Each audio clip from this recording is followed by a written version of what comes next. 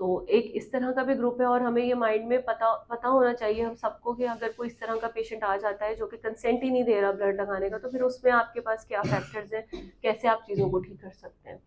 Even though blood is universally required, the pattern of blood usage differ markedly across the globe.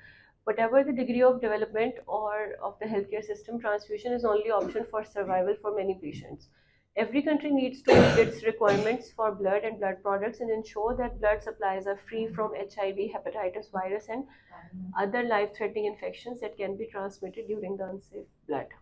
Blood transfusion is a unique technology that blends science with altruism. Though its collection, processing, and uses are technical, its availability depends entirely on the extraordinary generosity of blood donor who donates his most precious gift. Safe transfusion only requires application of science and technology to blood processing and testing, but also social mobilization to promote voluntary blood donation by sufficient number of people who are healthy and are at low risk of infections that can be transmitted to recipients of blood.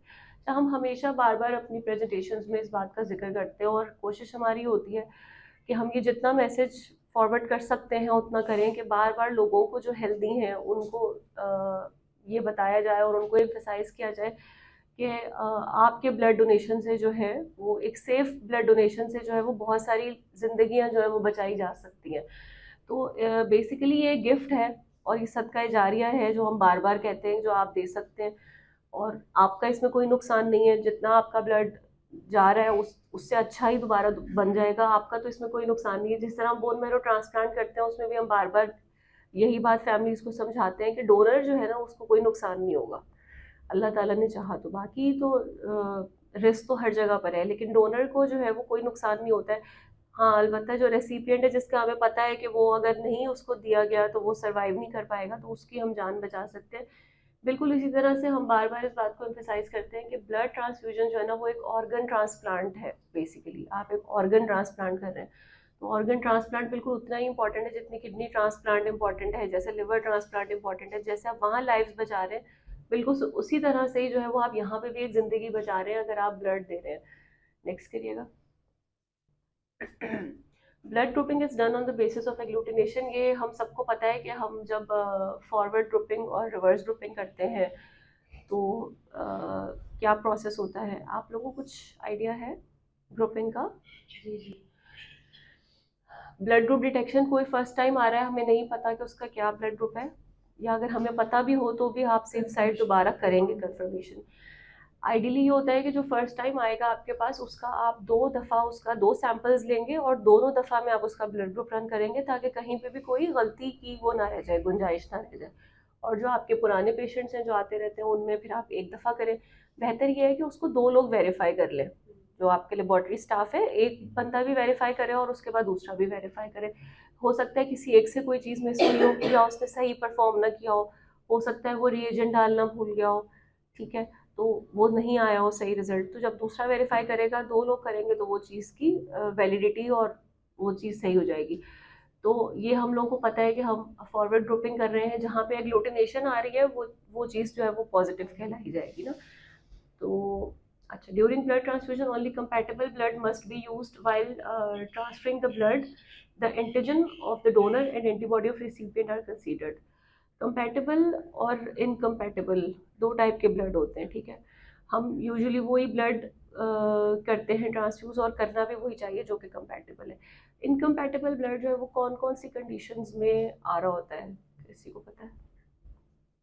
तो patient का DCT positive हो, और उसका क्या मतलब होता है DCT positive का? आरडीसी ऑलरेडी सेंसिटाइज्ड है पेशेंट की बॉडी में, बिल्कुल वजह से जो है वो डीसीटी पॉजिटिव है, तो क्रॉस मैच अमूमन इनकम्पैटिबल आता है, या इनकम्पैटिबल आता है या फिर लीस्ट कंपैटिबल आता है। बिल्कुल। तो इनकम्पैटिबल का मतलब ये है कि ये तो बिल्कुल कंपैटिबल नहीं है। अगर आपने ये किया तो इतनी सिवियर हेमोलिसिस होगी और इतना सिवियर हेमोलिटिक ट्रांसफ्यूजन रिएक्शन होगा कि पेशेंट जो है वो अपनी लाइफ लूज कर सकता है। तो वो तो बिल्कुल कॉन्ट्राइंडिकेशन में आ जाता है। चाहे पेशेंट का HB3 का भी है, आप अगर आपके पास कंपैटिबल ब्लड नहीं है तो आप उसको नहीं ट्रांसफ्यूज करेंगे, ठीक है। तो ये रिकमेंडेशंस हैं कि आपने सिर्फ कंपैटिबल या लीस्ट इनकम्पैटिबल ब्लड जो है वो भी आप ट्रांसफ्यूज कर सकते हैं स्टेरॉइड्स वगैरह देकर। नेक्स्ट करिएगा। ये जो डीसीटी का था ये आप थोड़ा सा एक्सप्लेन कर देंगे? हाँ, डीसीटी का प्रोसीजर देखें, इसमें ये होता है कि हमारे पास अगर कोई पेशेंट ऐसा है कि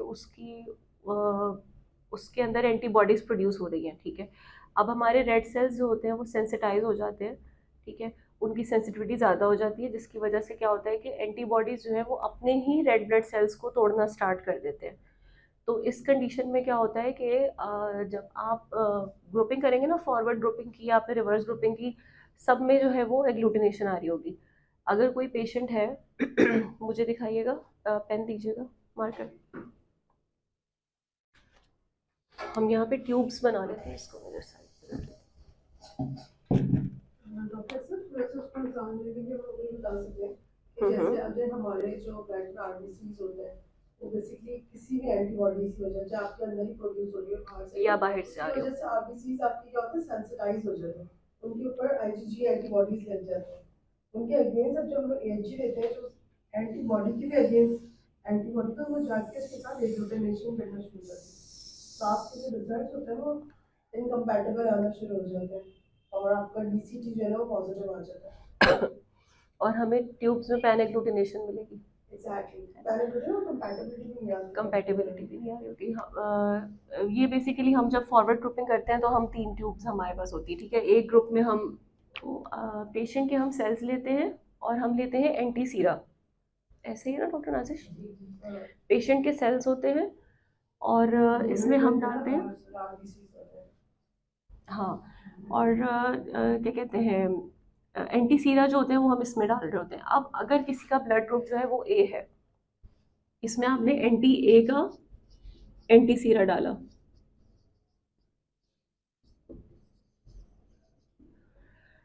तो क्या होगा, यहाँ पे वो इसके साथ रिएक्ट करेंगे और एग्लूटिनेशन हो जाएगी। तो इससे हमें पता चलेगा कि ये ए ब्लड ग्रुप है। अगर किसी का ब्लड ग्रुप बी होगा तो इसमें जब पेशेंट डोनर के सेल्स डले हुए थे और इसमें आपने एंटी बी का एंटी सीरा डाला था, तो वो उसके साथ रिएक्ट करेंगे। लेकिन अगर कोई ऐसी कंडीशन है जिसमें पेशेंट के अंदर जो है वो एंटीबॉडीज़ बनी हुई हैं, तो क्या होगा कि हर सेल्स के साथ वो रिएक्ट करेगा और पैन एग्लूटिनेशन होगी। तो जब आपके पास यहाँ पे सारी ट्यूब्स में जो है वो एग्लूटिनेशन आ रही होगी, तो फिर आप इसका डीसीटी परफॉर्म करके देखेंगे कि आइदर जो है ये A B positive blood group है। दो कंडीशंस होती हैं अगर आपके पास तीनों ट्यूब्स में एग्लूटिनेशन आ रही हो। अगर तो तीनों में आ रही है तो या तो ये ए बी पॉजिटिव है या फिर जो है वो पैन एग्लूटिनेशन हो रही है, ठीक है। तो इस तरह से वो हम उसको रूल आउट कर लेंगे कि ये आइदर जो है वो डीसीटी की वजह से या फिर उसकी वजह से पॉजिटिव आ रहा है, या फिर जो है ये A B positive blood group है। आरएस कंट्रोल की ट्यूब आते हैं, आरएस कंट्रोल में भी अगर आपका रिएक्शन नहीं आता तो उसका मतलब ये ट्रूली आपके ए बी को जो कंफर्म कर रहा होता, जो वैलिडेट कर रहा होता, वो रिवर्स में रिएक्शन कंफर्म, बी के लिए हम बेसिकली कंफर्मेशन हमारे पास नहीं हो रही होती है तो उसके लिए आरएस कंट्रोल लगाते हैं 6% एडम। अगर उसमें भी रिएक्शन नहीं आता तो उसका मतलब है कि हम 100% छोड़ेंगे हमारे जो ए बी पॉजिटिव है। लेकिन अगर उसमें रिएक्शन आ रहा होता है एग्लूटिनेशन, उसका मतलब कोई एलो या ऑटो एंटीबॉडी है जो कि आपको ये फॉल्सली पैन एग्लूटिनेशन का रिजल्ट है। कुछ क्लियर हुआ जी, या अगर है कंफ्यूजन तो बताएं, दोबारा से समझाने की कोशिश करते हैं, क्योंकि ये ना थोड़ी सी कॉम्प्लेक्स हैं चीज़ें ना। आप बस इस लेवल पे हाँ इतना ये समझ लें कि जो हमारे दो तरह की वो होती है ना, ऑटो इम्यून और एलो इम्यून। एलो इम्यूनाइजेशन होती है या फिर ऑटो एंटीबॉडीज़ होती हैं। दो तरह की एंटीबॉडीज़ होती हैं। ऑटो एंटीबॉडीज़ वो होती हैं कि पेशेंट के अपने अंदर ही एंटीबॉडीज़ बन रही हैं जो कि आपके अपने रेड सेल्स को डिस्ट्रॉय कर रही हैं। और एंटीबॉडीज़ होती हैं वो आईजीजी भी होती हैं, आईजीएम भी होती हैं। हाँ वही ना, कोल्ड भी होती हैं, वार्म भी होती हैं, आईजीजी भी होती हैं, आईजीएम भी होती हैं। और एक होती हैं एलो एंटीबॉडीज़। एलो एंटीबॉडीज़ का मतलब एलो मीन्स के जो बाहर से आ रही हैं। तो जब वो पेशेंट हमारे ख़ास तौर पे थैलीसीमियास के जिनको क्रॉनिकली ब्लड लग रहा होता है हर महीने 15 दिन बाद, अब उनको डिफरेंट डोनर्स के ब्लड लग रहे होते हैं। अब हो सकता है कि वो जो डोनर्स हैं उनके अंदर कोई ऐसे एंटीजेंस थे जिनकी एंटीबॉडीज़ पेशेंट के अंदर प्रेजेंट थी। तो जब वो एंटीजेंस पेशेंट के अंदर जाते हैं तो पेशेंट उसके अगेंस्ट एंटीबॉडीज़ बनाना स्टार्ट कर देता है। अब जब वो एंटीबॉडीज़ बनती रहती हैं तो वो एक टाइम ऐसा आता है कि वो फिर बाहर वाले ब्लड को तो डिस्ट्रॉय करेंगी, लेकिन वो आपके अपने ब्लड को भी डिस्ट्रॉय करना स्टार्ट कर देती है। इस तरह की कंडीशन में जब ब्लड डिस्ट्रॉय हो रहा है ना, वहाँ पे डीसीटी पॉजिटिव आ जाता है, ठीक है। फिर उस कंडीशन के अंदर ब्लड ग्रुप जो होता है वो कंपैटिबल नहीं मिल रहा होता है आपको। फिर जब इस तरह की कंडीशन होती है तो फिर हम पूरी एंटीबॉडी स्क्रीनिंग लगाते हैं देखने के लिए कि कौन सी ऐसी एंटीजन है जिसके खिलाफ आपका पेशेंट एंटीबॉडीज बना रहा है। ठीक है, अब हम आगे जैसे ब्लड ग्रुप्स पढ़ेंगे। दो तरह के ब्लड ग्रुप होते हैं, ABO ब्लड ग्रुप होता है और एक RH का सिस्टम होता है। और उसके अलावा डिफरेंट होते हैं, जैसे कल सर ने आप लोग को कैल, डफी, किड, ल्यूथरान पढ़ाए थे, तो थोड़ा सा उसको भी आज डिस्कस करते हैं। तो ये बेसिकली ये डिफरेंट टाइप के एंटीजेंस हैं जो कि हो सकता है कि हमारे अंदर नहीं है प्रेजेंट, किसी और में प्रेजेंट है। अगर हम में वो एंटीजन नहीं है तो हमारी बॉडी के अंदर उसकी एंटीबॉडी होगी। या तो आपकी बॉडी में एंटीजन होगा या फिर उसके खिलाफ आपकी एंटीबॉडी होगी। ठीक है, अगर मेरा ब्लड ग्रुप A है तो जाहिर है मेरे अंदर एंटीबॉडी किसकी होगी, B की होगी। A की एंटीबॉडी नहीं होगी ना। इसी तरह से अगर किसी का जो है वो JK-A है बेसिकली, या किसी का किड है किसी का, और पेशेंट के अंदर वो एंटीजन नहीं है किड का, तो उसके अंदर उसकी एंटीबॉडी होगी, एंटी किड होगी उसमें। अब अगर उसको किसी ऐसे डोनर का ब्लड लग गया है जिसमें किड का एंटीजन था, तो वो जो किड की एंटीबॉडी पेशेंट में थी वो उसको डिस्ट्रॉय करेगी। जब वो डिस्ट्रॉय करेगी वो एंटीबॉडी, तो वो हेमोलाइज हो जाएगा ब्लड। तो ये चीज़ें फिर हम जो वो इनडायरेक्ट एंटीग्लोबुलिन टेस्टिंग करते हैं और जो पूरी स्क्रीनिंग करते हैं, जो हम भेजते हैं एंटीबॉडी स्क्रीनिंग एंड आइडेंटिफिकेशन, ये बहुत कॉमन टेस्ट है जो कि आप लोगों को पता होगा, हम सेंड करते हैं। उसमें हम ये चीज़ें देखते हैं, जितने भी ब्लड ग्रुप्स हैं ना उसके खिलाफ देखते हैं कि हमारे पेशेंट में कौन सी एंटीबॉडीज़ बन रही हैं। जब वो डिटेक्ट हो जाता है तो फिर उस एंटीबॉडी उस एंटीजन नेगेटिव का ब्लड जो है वो फिर पेशेंट को लगाया जाता है। ठीक है, नेक्स्ट करिएगा। ठीक है, अब ABO में हमारे पास बेस्ड ऑन द प्रेजेंस और absence of antigen A and B, blood is divided in 4 forms: AB and O. Group A, the surface of red cells contain A antigen and the plasma has anti-B antibody that would attack any foreign B antigen containing red cells. A जो blood group जिसका है उसमें antigen तो है A का, लेकिन उसमें antibodies B की है। अगर उसको B का ब्लड ग्रुप लगेगा तो वो उसको डिस्ट्रॉय कर देगा क्योंकि उसमें एंटी-B की एंटीबॉडीज है। इसी तरह से ग्रुप B है, ग्रुप बी के अंदर एंटीजन बी का है बट एंटीबॉडी ए की होगी, तो उसको ए का ब्लड नहीं लगा सकते आप। ग्रुप ए बी जो होगा उसमें दोनों है ए और बी एंटीजन्स, लेकिन उसके प्लाज्मा में कोई भी एंटीबॉडी नहीं है, इसलिए इसको हम यूनिवर्सल रेसिपिएंट कहते हैं कि ये ए से भी ब्लड ले सकता है, ये बी से भी ब्लड ले सकता है। और ओ जो है, ओ के अंदर तो वैसे ही नहीं होता है, तो हाँ एंटीजन नहीं होता उसके अंदर, एंटीबॉडीज उसमें दोनों होती हैं। ग्रुप ओ के अंदर प्लाज्मा में दोनों टाइप की एंटी और एंटी बी एंटीबॉडीज होंगी, but the surface of red cells does not contain any A and B antigen. Having none of these A and B antigen means that they can be donated to a person with any ABO blood type. अच्छा, इसका थोड़ा structure समझ लेते हैं। Next वाली slide करिएगा जरा। अच्छा देखें, ये जो है ना, ये इसका बेसिक स्ट्रक्चर है हमारे रेड ब्लड सेल के ऊपर एंटीजेंस का। सबसे पहले आता है गैलेक्टोज, गैलेक्टोज के बाद आता है एन एसिटाइल ग्लूकोजामाइन, और फिर दोबारा से गैलेक्टोज आता है। गैलेक्टोज के साथ अटैच होता है फ्यूकोज। ठीक है, अब अगर इसके ऊपर दोबारा से गैलेक्टोज अटैच हो रहा है तो ये बन जाएगा बी एंटीजन। ठीक है, अगर इस गैलेक्टोज के ऊपर N acetyl galactose amine attach हो रहा है तो वो बन जाता है ए एंटीजन। ठीक है, ये ए का स्ट्रक्चर हो गया और ये बी का स्ट्रक्चर हो गया। यहाँ तक जो स्ट्रक्चर है ना वो सारा सेम होता है, ए में, बी में और ओ में। जो चीज़ डिफरेंट होती है ना वो यहाँ पे आके होती है कि ऊपर क्या चीज़ अटैच हो रही है। यहाँ तक जो हमारे पास गैलेक्टोज है ना, यहाँ पे छोटे छोटे से एच एंटीजन्स लगे हुए होते हैं। एच एंटीजन के ऊपर ये जो आपका वो होता है ना बेसिकली कंपाउंड, ये लगता है, और इससे आप डिफ्रेंशिएट करेंगे, या इससे हमारा जो रेड ब्लड है ना वो डिफ्रेंशिएट होता है कि वो ए बनेगा या वो बी बनेगा या वो ओ बनेगा। अब जैसे ये ओ है, ठीक है, इसके ऊपर आप समझ लें कि यहाँ पे एच एंटीजन्स लगे हुए हैं, तो इसके ऊपर मजीद आगे और कोई भी चीज़ नहीं लगी, ना गैलेक्टोज लगा ना फिर एन एसिटाइल ग्लूकोजामाइन लगा, तो ये क्या बन गया, ओ बन गया। अगर इसके ऊपर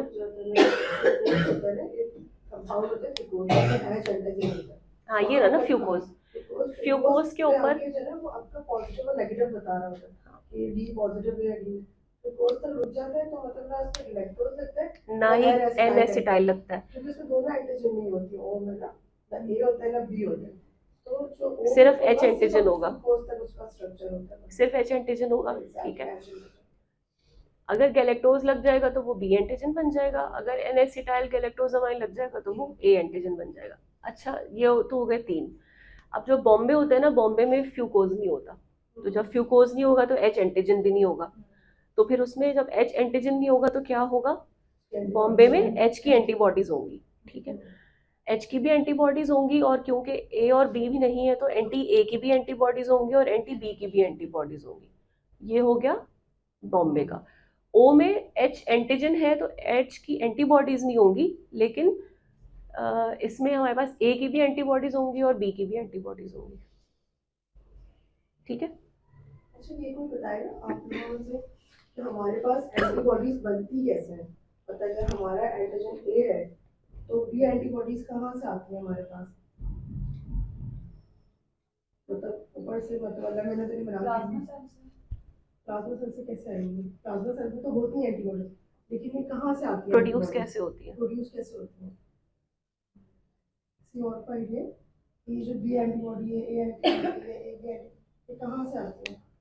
अच्छा देखिए, होता ये है कि जो हमारी एंटीबॉडीज होती है वो नेचुरल अकरिंग एंटीबॉडीज होती है, वो हमारे इन्वायरमेंट में होती है, ठीक है। जब हमारा एंटीजन बाहर इन्वायरमेंट से एक्सपोज होता है तो क्या होता है, इसके खिलाफ एंटीबॉडीज बननी शुरू होती है। जैसे ये हमारा एंटीजन, वो सिर्फ ब्लड में नहीं होता, वो साइवा में भी होता है, सीरम में भी, हर आपके सिक्रीशंस में होता है ये एंटीजन।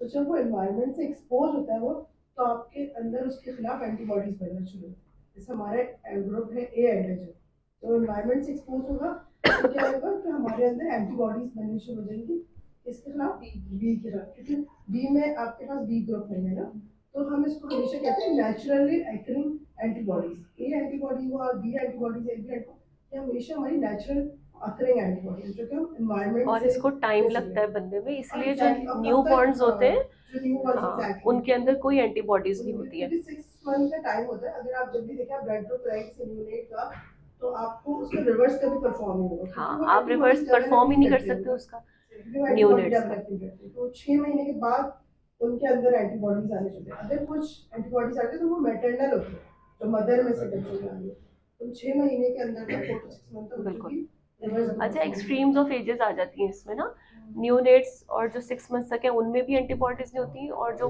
ओल्ड हमारे होते हैं उनमें भी यही वाले इश्यूज होते हैं कि उनमें भी एंटीबॉडीज एक टाइम आता है कि वो हाँ, बनना बंद हो जाती है। और जो इम्यूनो कॉम्प्रोमाइज पेशेंट्स हैं, जैसे किसी को कीमो मिली है, कोई कैंसर के पेशेंट्स हैं, लिम्फोमा के पेशेंट्स हैं, उनमें जब इम्यूनिटी ही नहीं है, इम्यूनोग्लोब्युलिन्स ही नहीं बनेंगे, तो फिर एंटीबॉडीज कहाँ से बनेंगी? अब अगर कोई लिम्फोमा का पेशेंट है, कोई माइलोमा के पेशेंट है, उनमें जो इम्यूनोग्लोबुलिन्स बनते हैं वो नॉर्मल तो नहीं बन रहे होते, तो एबनॉर्मल इम्यूनोग्लोबुलिन्स बन रहे होते हैं, क्योंकि नॉर्मल जो बी सेल पॉपुलेशन है वो नहीं बन रही होती है उनमें ना, एबनॉर्मल होती है। तो इस वजह से क्या होता है कि फिर उनके अंदर उनकी एंटीबॉडीज भी जो है वो नहीं बन रही होती है। तो ये जो हमारे पास 2-3 ग्रुप्स हैं ऐसे, इनमें जो रिवर्स ग्रुपिंग है ना, उसमें आपको फिर मसला आता है, उसमें डिस्क्रिपेंसीज आती हैं। ये तो खैर थोड़ा आगे का, काफ़ी आगे का लेवल है, लेकिन एक जनरल उसके लिए बता रहे हैं कि एक जनरल नॉलेज होनी चाहिए कि न्यूनेट्स में और ओल्ड एज में, और जो इम्यूनो कॉम्प्रोमाइज पेशेंट्स हैं, post chemo post transplant patients हैं, उनमें आपकी एंटीबॉडीज नहीं बन रही होती, तो आप रिवर्स ग्रुपिंग जो है वो उसमें आपकी मसले आते हैं, डिस्क्रिपेंसीज आती हैं। नेक्स्ट करिएगा। ठीक है, एक तो हमने A B O blood group पढ़ लिया, उसके बाद आता है हमारे पास R H blood group. R H blood group is one of the 35 current human blood group systems. It is most important blood group system after ABO. RH blood group consists of 50 defined blood group antigens. Among them, there are 6 common types of RH antigens. हमें तो सिर्फ D का पता है, सबको ही पता है D का, कि डी होगा तो पॉजिटिव हो जाएगा, डी नहीं होगा तो वो नेगेटिव हो जाएगा। डी के अलावा जो कॉमन है वो हमारे पास कैपिटल सी, कैपिटल ई और स्मॉल सी और स्मॉल ई। स्मॉल डी यूजुअली हम लिखते नहीं है, बस डी कैपिटल होता है, वरना वो नहीं होता है। लेकिन जो स्मॉल सी और स्मॉल ई है, इनकी भी अपनी अलग सिग्निफिकेंस है, कैपिटल सी और कैपिटल ई की भी अपनी सिग्निफिकेंस है। अब जिसमें कैपिटल सी होगा, जाहिर है उसमें उसकी एंटीबॉडीज नहीं होंगी। ये बिल्कुल उसी तरह से एंटीजेंस हैं जिस तरह से हमारा ए और बी है। तो अगर हमने अक्सर देखा होगा कि थैलेसीमिया के पेशेंट्स हैं, उनके ब्लड ग्रुप पे फिनोटाइप लिखा होता है सी नेगेटिव, के नेगेटिव, ई नेगेटिव ब्लड दें आप। क्यों? क्योंकि पेशेंट के अंदर जो है वो उसकी एंटीबॉडीज होती हैं, तो आपको वो एंटीजन नेगेटिव ब्लड देना होता है। तो आरएच सिस्टम में ये हमारे पास बेसिकली 6 टाइप्स आ जाती हैं, जिसमें डी, सी और ई आ जाता है। कैपिटल की अलग सिग्निफिकेंस है, स्मॉल की अलग सिग्निफिकेंस है। नेक्स्ट करिएगा। Type D antigen is widely prevalent in population and considerably more antigenic than any other Rh antigens. ये सब ज़्यादा कॉमन है, ठीक है। Anyone who has this type of antigen is said to be Rh positive, whereas a person who does not have D antigen is said to be Rh negative, ठीक है। Next, ये अब हमारे पास आ जाते हैं अदर ब्लड ग्रुप्स। ये ज़रा rare होते हैं, जिसमें हमारे पास बॉम्बे ब्लड ग्रुप है, डफी है, ल्यूद्रान है, पी ग्रुप है, केल है, किड है और सल्टर एक्सजी ग्रुप है। नेक्स्ट करिएगा। अच्छा, ये बेसिकली इनकी ना प्रेवलेंस लिखी हुई है। आरएच सिस्टम में जैसे मैंने आपको बताया, एंटी सी है, एंटी ई है और स्मॉल सी, स्मॉल ई है। इनकी प्रेवलेंस लिखी हुई है कि कौन कितने कितने परसेंट प्रेजेंट होगा। कैल के अंदर एंटी के एंटीबॉडीज आ जाती हैं। एमएनएस एक सिस्टम है, बाकी ल्यूई है, डफी है जिसमें एफ आई ए और एफ आई बी आ जाते हैं, किड है जिसमें एंटी जे के आ जाता है। नेक्स्ट करें। Transfusion administration and monitoring. The aim of transfusion therapy is to permit normal growth in activity level and to prevent the skeletal changes associated with marrow hyperplasia. Adequate transfusion therapy will also reduce splenomegaly and hypersplenism. ये हम सबको पता है कि hyper transfusion करना जो है वो कितना ज़रूरी है पेशेंट्स के अंदर। हाइपर नहीं भी करें तो एटलीस्ट इतना रखें उसको, एचबी को आप 8 to 9 तक में इतना मेंटेन रखें कि बॉडी के जो अपनी बोन्स है ना उनको या स्प्लीन और लिवर को जो है वो एक्स्ट्रा मेडुलरी हेमेटोपोइसिस ना करनी पड़े, क्योंकि जितनी ज़्यादा बॉडी एक्स्ट्रा मेडुलरी हेमेटोपोइसिस करेगी उतना ज़्यादा फेस की जो बोन्स हैं उनका उनमें चेंजेस आएंगे, बॉसिंग हो जाती है, नेजल ब्रिज जो है वो बैठ जाता है, ये जो मैक्सिला होता है वो इनलार्ज हो जाते हैं, मैंडिबुलर इलार्जमेंट हो जाती है, ठीक है। इसके अलावा क्या होता है, स्प्लीन ज़ाहिर है बढ़ना शुरू हो जाती है, हाइपरस्प्लीनिज्म पे, हाइपरस्प्लीनिज्म के अपने मसले मसाइल। तो ट्रांसफ्यूजन जो है वो बेसिकली करना और सही तरीके से करना और कितना वॉल्यूम देना है कब देना है, ये सब चीज़ें जो है वो बहुत इंपॉर्टेंट होती है। नेक्स्ट करिए। अच्छा, सिलेक्शन कैसे करनी है आपने रेड सेल्स की। The product of choice is pack red cells which is depleted of leukocytes and matched with patient red cell antigen phenotype. At least इतना तो हो, क्योंकि देखिए अगर आप हर पेशेंट का पूरा एंटीबॉडी स्क्रीनिंग करेंगे ना तो वो एक तो बहुत ही ज़्यादा एक्सपेंसिव भी पड़ जाता है। अगर आपका शुरू में ही जो चीज़ें जो सबसे ज़्यादा इंपॉर्टेंट है उसमें हमारे पास ये डी, सी, ई और कहलाते हैं, क्योंकि ये ज़्यादा हेमोलिटिक ट्रांसफ्यूजन रिएक्शंस कराते हैं। तो सब इससे जो है ना सिलेक्शन एटलीस्ट लाजमी होनी चाहिए कि इतना तो आपको इनिशियल स्क्रीनिंग पे पता हो कि पेशेंट जो है वो उसमें इनके खिलाफ कोई एंटीबॉडीज़ नहीं है। अगर उसके बाद भी किसी के जो है वो एग्लूटिनेशन आ रही है या हमें लग रहा है कि नहीं इसका डीसीटी पॉजिटिव है तो कहीं कोई ना कोई एलिमिनाइजेशन हुई है, तो फिर आप आगे फर्दर स्क्रीनिंग पे जाएंगे। होल ब्लड और blood without leukodepletion is unsuitable for regular transfusions since non hemolytic transfusion reactions are common. whenever possible large units less than 2 weeks of age are recommended. अच्छा, ल्यूकोडिप्लीशन जो है वो किस लिए ज़रूरी होती है और ल्यूकोडिप्लीशन जो है वो किस किस चीज़ से प्रिवेंट कर रही होती है। नॉर्मल जो हमारा पैक सेल है ना उसकी हमें पता है कि हर बैग की क्यूसी होती है, क्वालिटी कंट्रोल होता है, जैसे प्लेटलेट्स का क्वालिटी कंट्रोल है, एफएफपीस का क्वालिटी कंट्रोल है, होल ब्लड का अलग होता है। इसी तरह से पैक सेल का भी होता है कि उसका कितना वॉल्यूम होना चाहिए, कहीं आपको विजिबली उसमें कोई क्लॉट्स तो नहीं नज़र आ रहे, कहीं से कोई लीकेज तो नहीं है, उसमें एचबी कितना होना चाहिए और उसमें हेमेटोक्रिट कितना होना चाहिए, उसमें एंटीकोगुलेंट की कितनी परसेंटेज होनी चाहिए। ये सब चीज़ें जैसे इंपॉर्टेंट होती है ना, इसी तरह से उसमें होता है कि उसमें प्लेटलेट्स और ल्यूकोसाइट्स कितने हैं। डॉक्टर नाजिश थोड़ा सा रिमाइंड करेगा कितने ल्यूकोसाइट्स होते हैं। Less than 5 exponent 10 to power 9 होती है। तो इतना और ल्यूकोडिप्लीशन हमारे लिए जरूरी इस वजह से होता है क्योंकि बहुत सारे पेशेंट होते हैं जो एफएनएचटीआर डेवलप कर लेते हैं, तो ब्राइन नॉन हेमोलिटिक ट्रांसफ्यूजन रिएक्शंस जो कुछ है उन पेशेंट्स के लिए बेसिकली आप जो स्पेशली ल्यूकोडिप्लीटेड ब्लड प्रेफर करते हैं कि पहले भी इसको जो है फीवर हो चुका था, पहले भी इसको ट्रांसफ्यूजन रिएक्शन, तो ऐसे पेशेंट में या आपके जो ट्रांसप्लांट वाले ज़्यादा पेशेंट ट्रांसप्लांट वाले तो खैर उसमें तो हम रेडिएटेड यूज करते हैं, हाँ, लेकिन जो एक नॉर्मल पैक सेल है ना उसकी क्यूसी में ये चीज़ है कि इससे कम ही ल्यूकोसाइट्स हों, इससे ज़्यादा होंगे तो क्या होता है कि WBCs जितने ज़्यादा होंगे ना उतना ही ज़्यादा रिएक्शन का चांस होगा। और वो फिब्राइल नॉन हेमोलिटिक वाले, हेमोलिटिक रिएक्शन तो उस वक्त होगा ना अगर आपका ब्लड ग्रुप डिफरेंट है। ये जो होते हैं ना नॉन हेमोलिटिक ट्रांसफ्यूजन रिएक्शंस कराते हैं, फीवर तो आ रहा होगा लेकिन ब्लड जो है वो हेमोलिसिस हेमोलाइज नहीं होगा इसके अंदर, तो ल्यूकोसाइट्स का कम होना ज़रूरी है। अच्छा, उसके बाद भी अगर कोई पेशेंट जो है वो उसको हो रहा है रिएक्शन, तो फिर आप क्या कर सकते हैं? प्री मेडिकेट और वॉश कर सकते हैं। वॉश जो है ना ज़्यादातर हम एलर्जिक रिएक्शंस भी जब हो रहे हैं उसमें भी करते हैं। अगर FNHTRs हो रहे हैं ना तो फिर हम क्या करते हैं, फिर हम ल्यूकोसाइट फिल्टर लगा देते हैं ताकि अगर कोई ल्यूकोसाइट्स फिर भी रह गए हैं उसमें तो फिर वो उस फिल्टर से जो है वो फिल्टर हो जाए और पेशेंट को जो ब्लड लग रहा है ना उसमें बिल्कुल भी ल्यूकोसाइट्स ना हो। और होल ब्लड जो होता है वो वैसे ही रिकमेंडेड नहीं है लगाना, क्योंकि होल ब्लड में प्लेटलेट भी है, प्लाज्मा भी है, तो वो ओवरलोड में जाने के बहुत ज़्यादा चांसेस होते हैं, टाको में जाने के बहुत ज़्यादा चांसेस होते हैं। तो पेशेंट को तो सिर्फ HP लो की वजह से ही उसको ट्रांसफ्यूजन हो रही है ना, अगर उसका वाइट सेल ठीक है, प्लेटलेट ठीक है, तो कहीं कोई इंडिकेशन नहीं बन रही है कि आप उसको होल ब्लड लगाएंगे।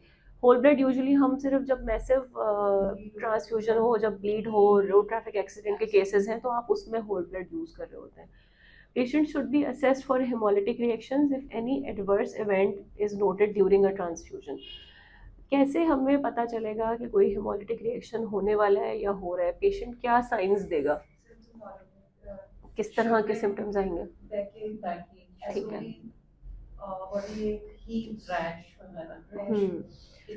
इचिंग, ठीक है। इसके अलावा उसके वाइटल्स जो है वो तो डिरेज होना स्टार्ट हो जाएंगे, हाइपोटेंसिव होगा। अच्छा, ये तो खैर इंशाल्लाह एक दिन करके ना कोशिश करते हैं, कल परसों में एक ट्रांसफ्यूजन रिएक्शंस का भी वो ले लें लेक्चर, क्योंकि हर किसी के अंदर जो है ना डिफरेंट है करेक्टरिस्टिक्स ना। हाइपोटेंसिव किस में हो रहा है, हाइपरटेंसिव किस में हो रहा है, कहाँ पे टेकिकार्डिया हो रहा है, कहाँ पे टेकिपनिया ज़्यादा हो रहा है, ये वाली सारी चीज़ें जो है ना बहुत इंपॉर्टेंट है पिक करना, कि ट्रॉली को आप टैको से कैसे डिफ्रेंशिएट करेंगे। इसको ख़त्म करके देखते हैं, अगर टाइम है तो एक थोड़ा सा मैं ना उसका ओवरव्यू दे देती हूँ सारी रिएक्शंस का, ताकि जब आप बेड साइड पे खड़े हो तो आपको ये पता हो कि अगर पेशेंट सिर्फ हाइव्स के साथ है या उसको सिर्फ इचिंग हो रही है तो आपने क्या क्या टेस्ट भेजने हैं या आपके माइंड में सबसे पहले क्या आना चाहिए। और अगर पेशेंट बैक एक की कंप्लेन कर रहा है, शॉर्टनेस ऑफ ब्रेथ, फीवर हुआ है उसको, तो उस वक्त आप हेमोलिटिक रिएक्शन सोचेंगे तो फिर उसमें आपने अर्जेंटली क्या करना है। तो ये कर लेते हैं, इसको देखते हैं, अभी डिस्कस कर लेते हैं। अच्छा, patient should be assess for hemolytic reaction हमने कर लिया था। 1 unit of PRBC raise hematocrit by 2 to 3%। Hematocrit तकरीबन 2 to 3% रेज होता है और हीमोग्लोबिन में आइडियली 1 ग्राम तक रेज आता है 1 पैक सेल ट्रांसफ्यूजन से। नेक्स्ट करिएगा। Patients who develop allergic reactions should be given washed packed cells, packed red blood cells. Development of allo antibodies. Development of allo antibodies can complicate transfusion therapy and may require the use of frozen packed red cell units of rare blood groups. अब जैसे हमारे पास Bombay group है, ये बहुत rare होता है, तो ज़रूरी नहीं है कि आपके पास वो हर वक्त इन्वेंट्री में हो, और होता भी नहीं है हर वक्त इन्वेंट्री में। तो जो इस तरह के रेयर ब्लड ग्रुप्स होते हैं ना उनको फ्रीज कर लिया जाता है। -86 पे हम कितने ईयर्स तक फ्रीज कर सकते हैं डॉक्टर नाजिश? डिपेंड करता है कि आप अगर -70 या 75 पे करते हैं तो आप 7 ईयर्स, या अगर आप -40 में तो 1 ईयर्स तक आप उसको फ्रीज। तो हमने फ्रोज़न भी जो है वो पैक सेल्स इस तरह के जो बहुत रेयर ब्लड ग्रुप हैं उनको रखना होता है लाजमी, ताकि अगर कोई पेशेंट आ जाता है इमरजेंसी में, कोई बॉम्बे ब्लड ग्रुप की पेशेंट है, प्रेग्नेंट है और अब वो आ गई है सडन लेबर बर्ड के साथ और उसको ज़रूरत है, आपके पास नहीं है इन्वेंट्री में या आपको नहीं पता किसी डोनर का, तो आप उसको तो कोई और ब्लड नहीं लगा सकते, तो फिर आप उस वक्त क्या करेंगे। तो ये बहुत ज़रूरी होता है कि आपकी इन्वेंट्री में ये जो रेयर ब्लड ग्रुप्स हैं ना इनको ये फ्रोजन उसमें हो आपके पास। This process is use to prevent GVHD। अच्छा, some patients are transfuse irradiated red cells. Irradiated red cells हम कहाँ कहाँ पे यूज़ करते हैं? किसी को पता है क्या क्या इंडिकेशंस है इरेडिएटेड ब्लड की?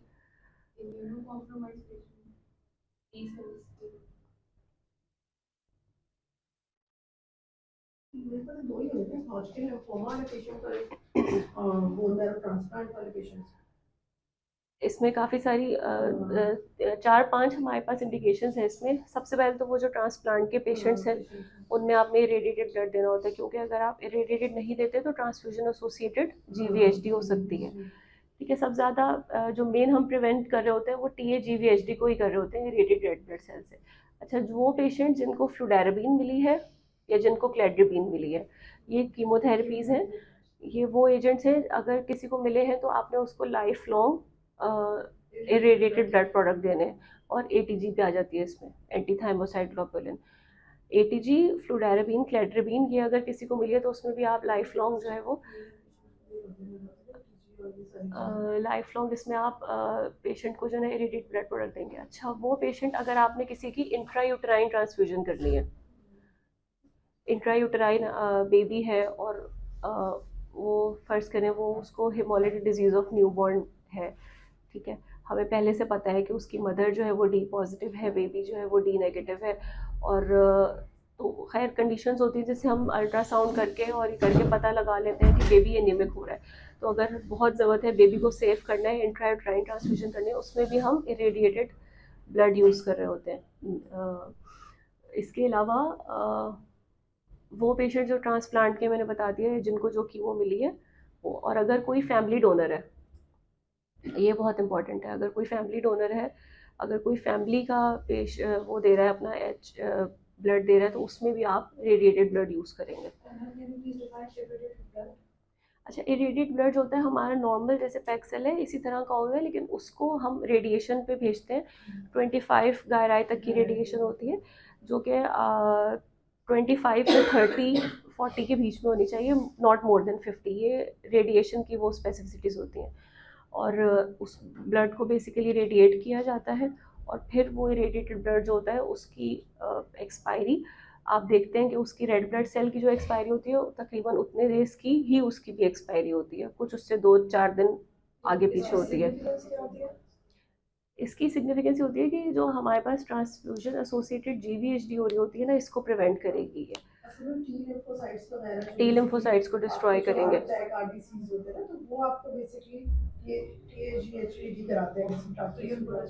तो आप क्या कहते हैं इरिटेटेड ब्लड देते हैं तो ये इनकी रेडिएशंस होती हैं 25 गायराइज तक, ये क्या कहते हैं कि जो लिम्फोसाइट्स होते हैं उनको डिस्ट्रॉय कर देते हैं ताकि वो पेशेंट में कुछ मसले ना रहे। डोनर के टी लिम्फोसाइट्स जब होस्ट में जाएंगे, क्योंकि होस्ट इतना इम्यूनो कॉम्प्रोमाइज्ड है कि उसको कीमोज मिली हुई हैं, वो लिम्फोमा के पेशेंट्स हैं या वो ट्रांसप्लांट के पेशेंट्स हैं, तो अगर कोई डोनर के टी लिम्फोसाइट चले जाएंगे तो वो डोनर वर्सेस होस्ट जो है वो रिएक्शन होगा, और वो उसकी वजह से ग्राफ वर्सेस होस्ट डिजीज़ होगी, जिसकी वजह से ग्राफ फेलियर के चांसेस हैं और पेशेंट की लाइफ लॉस के चांसेस हैं। तो जो ये वाली जो स्पेसिफिक कंडीशन होती है ना, इनमें फिर आपको ब्लड को डिप्लीट करना होता है टी लिम्फोसाइट से, इसलिए हम इस तरह की जितनी भी कंडीशंस हैं उन पर हम इरेडिएटेड ब्लड प्रोडक्ट जो है वो यूज़ कर रहे होते हैं।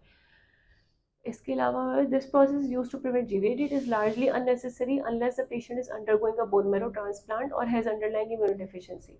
CMV infection is transmitted via transfusion. Leukocyte depletion of red cell unit prevent its transmission.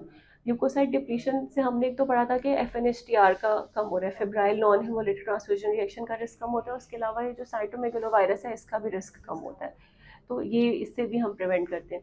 CMV negative units are usually unnecessary once the unit is leukodepleted. तो ये बेसिकली कह रहे हैं कि एक दफ़ा आपने ल्यूकोडिप्लीशन कर लिया तो अब आप बेशक अगर CMV की स्क्रीनिंग नहीं भी कर रहे हैं तो उसकी ज़रूरत नहीं पड़ती है, क्योंकि आपने उसको एडिक्वेटली ल्यूकोसाइट डिप्लीट कर दिया होता है। उसके बाद भी अगर आपको शक है तो जैसे मैंने कहा ल्यूकोसाइट फिल्टर्स यूज़ कर लें, ताकि बिल्कुल भी ल्यूकोसाइट जो है वो रेड ब्लड सेल्स के साथ ना जाए और पेशेंट जो है वो रिस्क पे ना हो। Next, target hemoglobin and frequency of transfusion. Goal of transfusion is to shut off erythropoiesis as much as possible. Transfusions should generally be given at an interval of 3 to 4 weeks. Amount of blood received on transfusion day is determined by a pre-transfusion hemoglobin level. ये जैसे अभी हमने discuss किया था पहले कि आपने target जो है वो इतना मेंटेन करना है पेशेंट का कि उसकी एक्स्ट्रा मेडुलरी जो हीमोपोइसिस हो रही है ना, आप उसको सप्रेस कर सकें, तो वो तकरीबन 9 to 10 के दरमियान में आपको रखना होता है HB। अब अगर किसी का 15 डेज़ में इतना मेंटेन हो रहा है, 15-20 डेज़ में, तो आप उसको 15-20 डेज़ में करेंगे। ऐसे भी पेशेंट्स हैं जो 1 मंथ या 1.5 मंथ्स भी निकाल लेते हैं। इनिशियली जो बच्चे होते हैं जैसे छोटे हैं, 8 महीने का है, 9 महीने का है, अगर वो किसी भी मेडिसिन पे नहीं है, हीमोग्लोबिन एफ ऑगमेंटिंग थेरेपी पे नहीं है, तो उसमें आप हो सकता है कि इनिशियली वो 1 मंथ में उनका गुजर जाए और उनका इतना रहे आपको 1 मंथ बाद ट्रांसफ्यूजन करनी पड़े। जो क्रॉनिकली ट्रांसफ्यूज हो चुके होते हैं या एज जैसे ज़्यादा है, एडल्ट हैं, उनमें अगर वो नहीं मेंटेन करे तो वीकली भी लगाना पड़ता है। तो आपको इतना मेंटेन करना है 9 to 10 के दरमियान में। Attempts to maintain pre-transfusion hemoglobin at above 10 increase the transfusion requirement and rate of iron loading. अब जितना ज़्यादा आप ट्रांसफ्यूजन करेंगे उतनी आयरन लोडिंग भी ज़्यादा होगी। Blood should be transfused at 5 ml per kg per hour and post transfusion hemoglobin should not exceed 14. बहुत ज़्यादा ओवर ट्रांसफ्यूज भी नहीं करना। आपने 11-12 पे कर दिया, एच बी इतना ज़्यादा हो गया, हाइपर विस्कोसिटी हो गई, उसकी वजह से पेशेंट जो है उसका बीपी हाई हो सकता है। जब इतना एकदम से हेमाटोक्रिट ज़्यादा होगा, एच बी ज़्यादा होगा, तो उसकी वजह से फिट्स के चांसेस हो सकते हैं, कोई ऑक्लूजन के चांसेस हो सकते हैं। तो इन चीज़ों को भी नज़र में रखना है कि ये ना हो कि आप ओवरली ट्रांसफ्यूज कर दें और अंडर ट्रांसफ्यूज भी ना रहें। तो आइडियल जो टारगेट है वो आपका 9 to 10 का होना चाहिए। In patients with severe anemia with hemoglobin of less than 5 और cardiac compromise, rate of transfusion should be reduced. अच्छा, ये अगर तो सिवियर एनीमिया है और आपके पास एज जो है वो ऐसी है, एक्सट्रीम्स ऑफ एजेस हैं, बहुत छोटे बच्चे हैं या बहुत ही एडल्ट हैं, और कार्डिक कॉम्प्रोमाइज़ भी अगर है, तो ये 4-5 ऐसी कंडीशन है जिसमें हम रेट जो है ट्रांसफ्यूजन का वो बहुत स्लो रखेंगे ताकि ट्रांसफ्यूजन एसोसिएटेड कार्डिक ओवरलोड ना हो पेशेंट को। ऐसा ना हो कि आपने 4 घंटे की जगह 2 घंटे में ब्लड दे दिया, ऑलरेडी वो कार्डिक कॉम्प्रोमाइज था, कार्डिक उसका इजेक्शन फ्रैक्शन जो है वो 40% 35% था। तो आपने कहा कि नहीं उसका तो 3 का एच बी है, हम उसको जल्दी से एक लगा देते हैं ताकि उसके बाद हम दोबारा दूसरा लगा दें। तो वो क्या होगा कि वो उसका कार्डिक ओवरलोड में चला जाएगा पेशेंट। अगर छोटा बच्चा है बहुत, आपको लग रहा है कि आपने तो उसको सिर्फ जो है वो 50-60 ml ही ब्लड लगाना है, तो इसको तो हम 1 घंटे में भी दे सकते हैं। आपने उसको अगर 1 घंटे में दे दिया, उसकी बॉडी उसको उस तरह से एक्सेप्ट ही नहीं कर पाएगी, वो भी कार्डिक ओवरलोड में चला जाएगा। तो अगर हम छोटे बच्चों को ब्लड लगा रहे हैं, ये जैसे हमने उस दिन पहले दिन डिस्कस किया था कि हम बच्चों में 10 to 15, बच्चों में भी और बड़ों में भी आइडियली रखते हैं कि 15 ml पर केजी के हिसाब से जो है वो ब्लड लगाएं। 20 तक पे ज़रा ज़्यादा हो जाता है, तो हमारी कोशिश होती है थ्रेशोल्ड हमारा 10 to 15 ml पर केजी ही हो, ताकि वो ओवरलोड में भी ना जाए और ऐसा भी ना हो कि वो उसका एच बी, अगर अपने बिल्कुल ही कम एच बी वो कर दिया, ब्लड लगा दिया, तो उसका एच बी भी ना मेंटेन हो, वो फिर 1 हफ्ते बाद आ जाए कि इतना कम ब्लड लगा था कि अब दोबारा लगाने की ज़रूरत है। तो 10 to 15 एक अप्रोप्रिएट वो है, विंडो है जिसमें आप ब्लड लगा सकते हैं। अब अगर छोटे बच्चे हैं और आपने उसको सिर्फ 100 ml लगाना है, तो वो 100 ml भी उतने ही टाइम में जाएगा, 2 to 2.5 आवर्स में, 3 आवर्स में, जितने में बड़ों को आपने 250 ml देना होता है। ठीक है, तो इस चीज़ का बहुत ख्याल रखना होता है कि आप जब ब्लड लगा रहे हैं तो उसका रेट ऑफ ट्रांसफ्यूजन जो है वो क्या है। डायूरेटिक्स कहाँ पे ज़रूरत है यूज़ करने की, अगर ओल्ड एज है या कोई पहले से कार्डिक कॉम्प्रोमाइज़ है, या इवन अगर एडल्ट पेशेंट्स भी हैं, तो बेहतर ये होता है कि आप एंड में जब पूरा पैक्सेल की ट्रांसफ्यूजन हो गई है ख़त्म, तो उस वक्त आप 1 mg पर केजी के हिसाब से डायूरेटिक्स दे दें। और अगर ज़्यादा एज ज़्यादा है, जैसे 70 ईयर्स में, 60 ईयर्स में आप कर रहे हैं, तो फिर उसमें आप उसको डिवाइड कर सकते हैं। मिड में दे दिया जब आधा ब्लड हो गया ख़त्म, और बाकी उसके बाद आधा जो है वो आपने जब पोस्ट ट्रांसफ्यूजन दे दिया। डाययूरेटिक ओरली दे सकते हैं या आईवी ही देना चाहिए? आईवी ज़्यादा प्रेफर्ड है कि वो ओरल पहले मेटाबोलाइज होने में और अपना इफेक्ट लाने में टाइम लगाएगा, तो आईवी जो है वो ज़्यादा बेहतर रहता है और वो सूटेबल हो जाता है कि पेशेंट का जैसे ही ब्लड खत्म हो उसी वक्त आपने आईवी लगा दिया, उसका जल्दी रिस्पॉन्स आएगा। नेक्स्ट करें। अच्छा, अब ये केस स्टडी है। A 9-month-old baby boy Sufyan was presented with low HB of 3. HB electrophoresis was done and he was diagnosed with beta thalassemia major. He was transfused with paired red cells, but next day again his HB level was 3.5. So workup was done which include LFTs, Coombs and red cell antibody screening. Total billion indirect billy was high and Coombs test was positive. ये Coombs test हम वही DCT की बात कर रहे हैं, ठीक है। आप पेशेंट है, उसको ब्लड लगा है 3 के एच पे, लेकिन जब आपने उसका पोस्ट ट्रांसफ्यूजन एच चेक किया है तो वो सिर्फ 3.5 है। अब आप देखेंगे कि क्या किस वजह से जो है वो उसका HB बिल्डअप नहीं हुआ है, क्या कोई हिमोलिसिस हुई है। हिमोलिसिस के लिए हमने वर्कअप किया जिसमें LFTs भी डिरेंज्ड आए, इनडायरेक्ट बिलीरुबिन बढ़ा हुआ आया है और कूम्स पॉजिटिव है। इसके अलावा रेड सेल एंटीबॉडी स्क्रीनिंग कराई है, रेड सेल एंटीबॉडी स्क्रीनिंग भी पॉजिटिव है। अब रेड सेल एंटीबॉडी आइडेंटिफिकेशन करेंगे। सबसे पहले हम स्क्रीनिंग करते हैं। स्क्रीनिंग में हम स्क्रीनिंग सेल्स लगाते हैं, 3 स्क्रीनिंग सेल्स की ट्यूब्स होती हैं, पहले आप वो लगा के देखते हैं। अगर वो आपकी पॉजिटिव आ रही हैं तो फिर इसकी आइडेंटिफिकेशन में पूरी 11 स्क्रीनिंग सेल्स होती हैं, वो पूरी 11 का पैनल आप यूज़ करते हैं और फिर आप उसमें देखते हैं, क्योंकि हमने भी बहुत सारी एंटीबॉडीज़ पढ़ी थी, इसमें RH की भी 6 टाइप्स थी और वो कैल, डफी, किट, तो ये सबको मिला के तकरीबन 11 एंटीबॉडीज़ हैं जिनको हम स्क्रीन कर रहे होते हैं। तो इसमें खैर ये बता रहे हैं कि जब आपने रेड सेल एंटीबॉडी आइडेंटिफिकेशन की है तो उसमें anti-JKA पॉजिटिव एंटीबॉडीज आई हैं, ठीक है। अब हो सकता है कि जो पेशेंट को ब्लड लगा था वो उसमें JKA के एंटीजन था और पेशेंट में JKA की एंटीबॉडीज थी, तो जो ब्लड लगा वो उसको फ़ायदा नहीं हुआ, वो हिमोलाइज्ड हो गया एंटीबॉडीज़ की वजह से। अब नेक्स्ट टाइम से जब भी उसको ब्लड लगेगा तो वो JKA नेगेटिव लगेगा।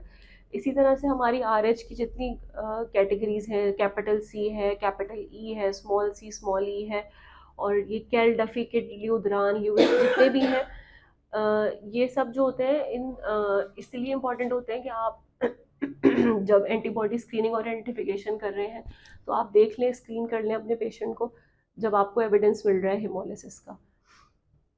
अब ये जो होती है ना, इसमें सारी की सारी जो होती है ना वो इतनी एंटीजेनिक नहीं होती है। कुछ होते हैं उसमें हिमोलिसिस का रेट जो है वो और रिस्क बहुत ज़्यादा होता है, जैसे जो कैल एंटीबॉडीज़ है ना वो ज़्यादा हिमोलिटिक ट्रांसफ्यूजन रिएक्शन कराती हैं और वो सिवियर हिमोलिटिक ट्रांसफ्यूजन रिएक्शन कराती हैं। तो अगर कोई ऐसा पेशेंट है उसमें एंटी कैल एंटीबॉडीज़ है और उसको के पॉजिटिव का ब्लड लग गया तो वो सिवियर हिमोलिसिस कराएगा। कुछ होती हैं वो बिल्कुल माइल्ड कराती हैं, तो वो अननोटिस्ड रहती है, पता भी नहीं चलता, थोड़ा बहुत हिलजुल होती होगी बॉडी में और नहीं पता चलता है। लेकिन ये जो इतनी सारी हमारे पास एंटीबॉडीज़ हैं इनमें से कुछ जो है वो हाईली एंटीजेनिक है और कुछ जो होती हैं वो लो एंटीजेनिक होती हैं। लो एंटीजेनिक अक्सर अनरिकग्नाइज रह जाती हैं, बॉडी में होती हैं लेकिन वो आपको तंग नहीं कर रही होती हैं, वो हिमोलाइज नहीं कर रही होती हैं। और कुछ जो होती हैं वो बहुत हिमोलाइज करती हैं, जिसमें से कैल जो होती है वो सबसे ज़्यादा इंपॉर्टेंट है। और डॉक्टर नाजिश इसके अलावा कोई और जो आपको याद है? यही होती है कि कोल्ड और जो है ना वार्म एंटीबॉडीज होती हैं। जो कुछ कोल्ड एंटीबॉडीज होती हैं जैसे MNS है, ये कोल्ड एंटीबॉडी ये आपकी बॉडी पे हार्म करती हैं कोल्ड टेम्परेचर्स पर। जो आपका एंटीबॉडीज हार्म करती हैं 37 डिग्री जो आपकी बॉडी का टेम्परेचर होता है उस पे हार्म 37 करती डिग्री हैं। सेंटीग्रेड। तो वो एंटीबॉडी जैसे RH की जितनी भी है, कैल है, लेक्सी है, तो ये सारी आपकी बॉडी में हार्म करती है 37 डिग्री क्योंकि पे 37 डिग्री पे होती ये है। सारी आपको हिमोलाइज करते हैं, जैसे डफी है, किड है। लेकिन अगर आप एमिनोस्टेरॉन की बात करें, लुड्रान, तो ये सारी ना आपकी कोल्ड टेम्परेचर होती है, तो ये आपकी बॉडी में जाके कोई हिमोलिसिस नहीं करती। अच्छा, एक और इनको एक्सटेंडेड वेस्टर्न फिनोटाइप में कौन सा है? अभी फिनोटाइप फिनोटाइप तो अच्छा, इसको जैसे आप प्रिवेंट कैसे कर सकते हैं अगर किसी बच्चे को फर्स्ट टाइम ट्रांसफ्यूजन हो गई है ना, जैसे न्यू केस आपके पास आया डायग्नोस्टिक के थैलेसीमिया का और उसको एक भी ब्लड नहीं लगा, तो आप उसका जो मेजर ब्लड ग्रुप चेक कर रहे हो ना, जैसे A B O तो देख रहे हो कि क्या है, उसके साथ आप अगर उसका एक्सटेंडेड रेड सेल फिनोटाइप कर लोगे ना, तो उसमें आप ये वाले एंटीजन पहले ही आइडेंटिफाई कर लोगे कि ये क्या पॉजिटिव है, नेगेटिव है, इसका C, E और D क्या है। तो उसमें ये होगा, आइडियली ये होता है कि अगर आपके बहुत अच्छे आपके फैसिलिटीज है ना, तो you should transfuse phenotype pack set तो फ्रॉम द वेरी स्टार्ट, तो उसमें फिर ये इम्यून हिमोलिसिस वाला जो है ना ये रिस्क कम हो जाता है। तो अगर कोई ऐसा पेशेंट आपको मिलता है नेव जिसको कोई ट्रांसफ्यूजन नहीं हुई, तो वो फॉर फिनोटाइप, तो उसके फिनोटाइप करके रखें तो उसको लाइफ लॉन्ग हेल्प करेगा। अच्छा, जिनके अंदर एंटीबॉडीज डेवलप हो जाती है जिन फिजिशियंस के अंदर, तो हम लोग उनके भी ना फिनोटाइप करा रहे थे, तो फिनोटाइप डोनर के कराते हैं कि जो एंटी ह्यूमन बॉडी डेवलप हुई है पेशेंट की, उसके नेगेटिव एंटीजन की वजह से अगर किसी पेशेंट में एंटी कैल एंटीबॉडीज है तो हम डोनर वो ही चूज करेंगे जो कैल एंटीजन नेगेटिव है, ताकि वो फिर वो इसमें पहले आपको जो एंटीबॉडी यूटिलाइज करनी है वो आइडेंटिफाई करनी पड़ेगी पेशेंट के अंदर बिल्कुल, फिर ही आप डोनर नेगेटिव का डोनर ढूंढोगे, वो फिर द सेम सिनेरियो है। और कोई चीज़ प्रेजेंटेशन तो इतनी थी, कोई चीज़ जो कोई कंफ्यूजन हो, कोई चीज़ और डिस्कस करनी है तो बताएं, डिस्कस करते हैं।